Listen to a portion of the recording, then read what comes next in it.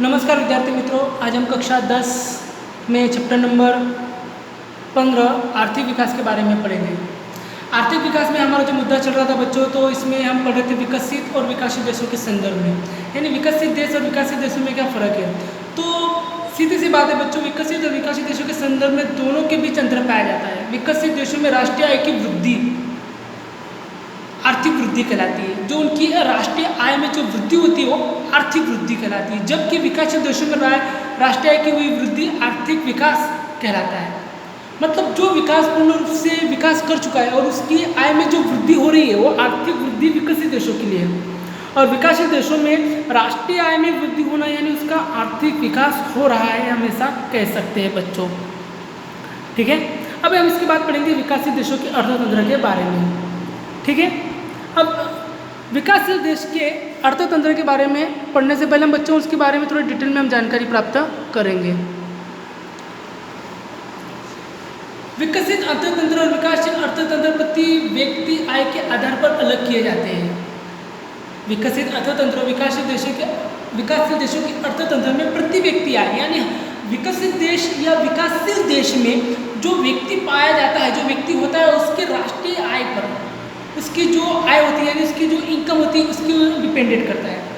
विश्व बैंक के 2004 के विश्व में विकास लेख $735 से कम आय देशों को विकासशील देश के अर्थतंत्र में पाया जाता है। यानी विश्व बैंक जो होता है बच्चों, उन्होंने 2004 में ये लेख बताया था कि जिन देशों की आय $735 से कम हो, $735 से कम हो, ऐसे देशों को विकासशील देश अर्थतंत्र के रूप में जाना जाता है। उसके कुछ लक्षण हैं, हम लक्षणों के बारे में आज डिटेल में चर्चा करेंगे। नीचे प्रति व्यक्ति आय के बारे में पढ़ेंगे बच्चों।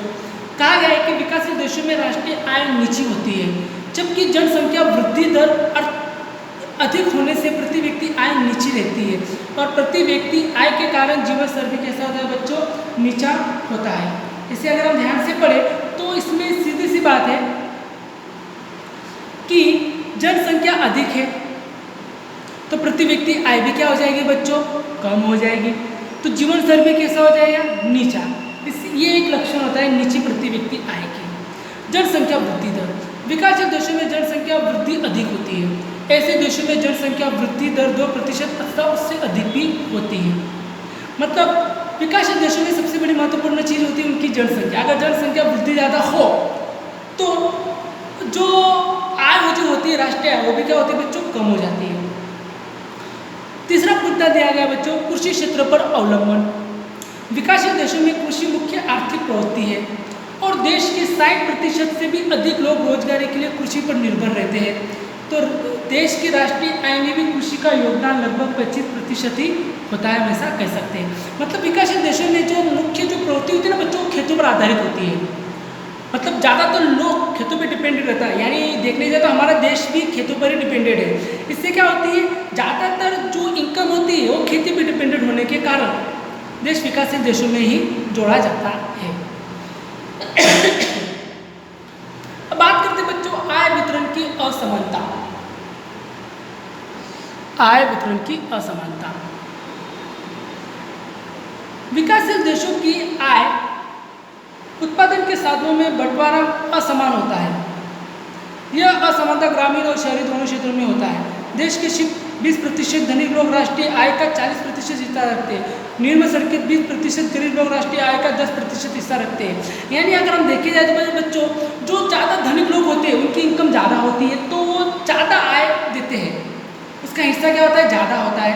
और गरीब लोगों की बात करें तो गरीब लोगों का जो हिस्सा होता है वो राष्ट्रीय आय में क्या होता है बच्चों, कम होता है। मतलब इस प्रकार की असमानता दिखाई देती है, अमीर ज़्यादा टैक्स भरते हैं, गरीब कम भरते हैं। इस कारण देश की विकासशीलता में थोड़ा अंतर पाया जाता है। इस प्रकार विकासशील देशों में आय संपत्ति का केंद्रीकरण धनिक लोगों में हुआ नजर आता है। मतलब ज़्यादातर केंद्रीकरण देखो तो अमीरों की ओर ज़्यादा और गरीबों की ओर कम आय का प्रमाण पाया जाता है बच्चों। अब इसके बाद बात करते हैं बच्चों बेरोजगारी के बारे में। बेरोजगारी विकासशील देशों का महत्वपूर्ण लक्षण है। इन देशों में बेरोजगारी का प्रमाण कुल श्रमिकों की संख्या 3% से अधिक होता है।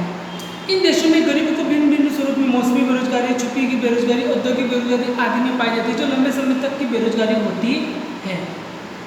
अब सीधी सी बात है बच्चों, अगर देश में बेरोजगारी की संख्या अधिक हो तो लोगों की जो आय होती है वो घट जाती है। अगर लोगों की आय घटेगी तो देश में उसका आय का जो हिस्सा होता है वो भी घट जाता है। तो इससे ये कहा जाता है कि देशों में बेरोजगारी के प्रमाण बढ़ने से देश की विकासशीलता जो होता है, मतलब देश की जो अर्थतंत्र होता है वो काफ़ी नीचा हो जाता है। अब बात करते हैं बच्चों गरीबी की। गरीबी विकासशील राष्ट्र का लक्षण है। जो लोग अपनी प्राथमिक आवश्यकता जैसे कि अनाज, कपड़ा, आवास, शिक्षा, स्वास्थ्य आदि पूरा नहीं कर सकते उन्हें गरीब माना जाता है। विकासशील देशों में ऐसे लोगों की संख्या कुल जनसंख्या के लगभग तीसरा भाग होता है। देखो बच्चों, विकासशील देशों में ज़्यादातर एक तिहाई भाग में जो व्यक्ति अपनी मूलभूत आवश्यकताओं को पूरा भी ना कर सकते, जैसे कि उसका अनाज, कपड़ा, आवास, शिक्षा, स्वास्थ्य आदि चीज़ें होती है, वो भी वो पूर्ण न पा सके, तो ऐसे व्यक्ति को गरीब कहा जाता है। उसके बाद बात करते हैं बच्चों द्विमुखी अर्थतंत्र। द्विमुखी अर्थतंत्र विकासशील देशों में अर्थतंत्र का द्विमुखी स्वरूप पाया जाता है।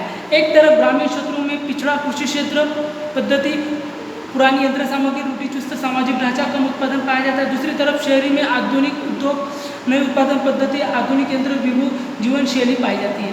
द्विमुखी अर्थतंत्र की बात करें तो हम गाँव की ओर बढ़ेंगे तो बच्चों गाँव में पुरानी सामग्री, सामाजिक प्रथा, कम उत्पादन पाया जाता है। तो शहरों में आधुनिकीकरण ज़्यादा होने के आधुनिक उद्योग, नई उत्पादन पद्धति, नए आधुनिक यंत्र भी होते हैं, जिसके कारण दोनों में अंतर पाया जाता है। और एक तरफ पे वृद्धि होती है तो दूसरी तरफ वृद्धि घटती भी है।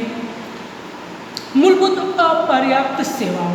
विकास के लिए अनिवार्य मूलभूत सेवा जैसे कि शिक्षा, परिवहन, संचार, बिजली, स्वास्थ्य, बैंकिंग आदि ऐसे अर्थतंत्र में कम विकास होता है, जो देश विकास के लिए अवरोधक बनता है। मतलब जो देशों में शिक्षा, परिवहन, संचार, बिजली, स्वास्थ्य, बैंकिंग आदि क्षेत्र कम हो या ज़्यादा विकास न हुआ हो तो ऐसे देशों विकासशील देशों में ही जोड़ा जाता है।